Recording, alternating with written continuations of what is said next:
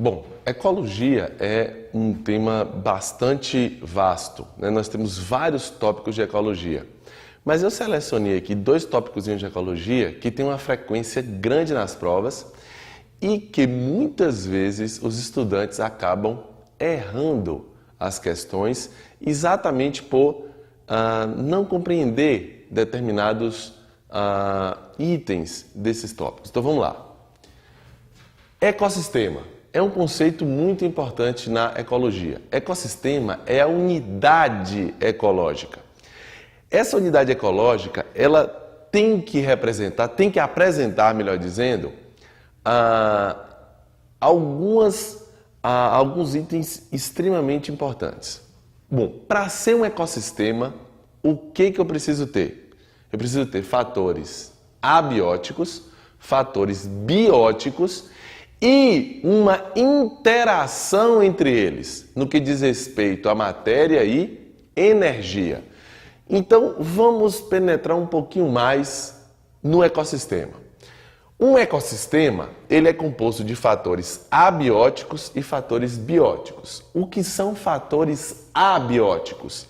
O A é não vivos. São os fatores não vivos do ecossistema. Gente, os fatores abióticos é tudo que não é vivo, mas que é essencial à vida.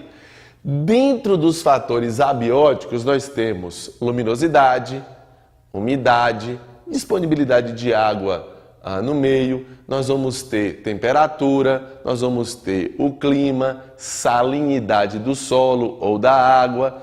Observe, várias coisas que não são vivas, mas que são fundamentais para que a vida aconteça.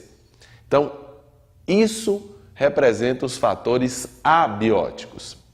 E o que são os fatores bióticos? São os seres vivos.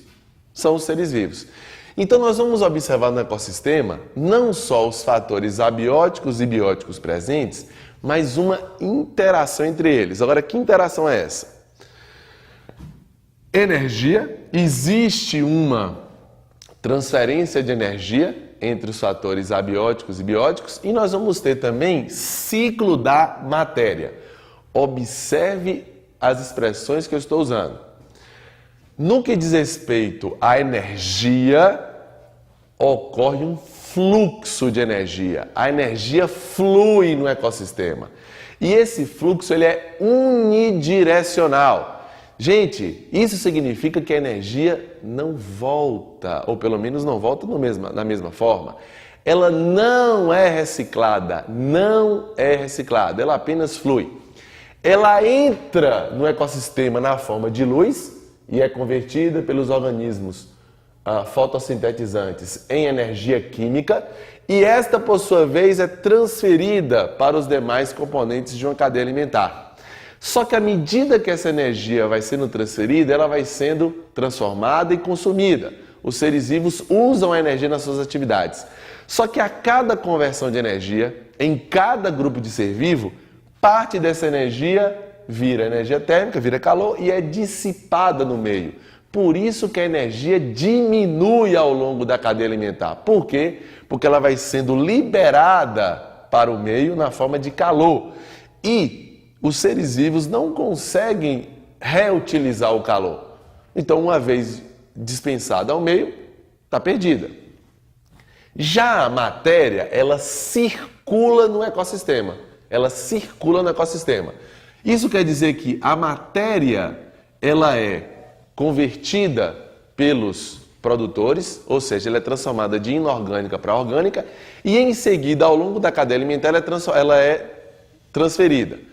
Ao passar pelos decompositores, a matéria volta a ser inorgânica. Então, o produtor transforma matéria inorgânica em orgânica.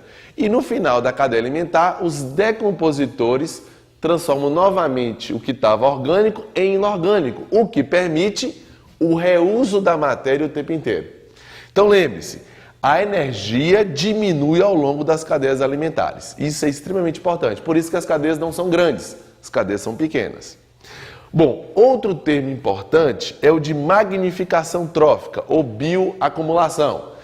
Bom, isso vai acontecer com um determinado poluente. Esse poluente pode ser um pesticida, como é o caso do famoso DDT, e pode ser um metal pesado, chumbo, mercúrio, por exemplo. Esse material, quando ele é incorporado por um ser vivo, ele vai sendo transferido aos demais, só que ele não é metabolizado. Então, a cada transferência, a concentração desse poluente vai aumentando nos níveis tróficos. O que são níveis tróficos? São os níveis alimentares. Produtor, primeiro nível, consumidor primário, segundo nível, consumidor secundário, terceiro nível e assim sucessivamente. Os últimos da cadeia, os topo de cadeia, serão os afetados. Então, quando nós tivermos uma questão que envolva poluente e contaminação dos seres vivos pelo poluente, o mais comum é acontecer a magnificação trófica, o aumento da concentração do poluente ao longo da cadeia alimentar. Os últimos integrantes serão os mais afetados. Bora fazer uma questãozinha desse bloco de ecologia só para a gente ter uma ideia de como é cobrado.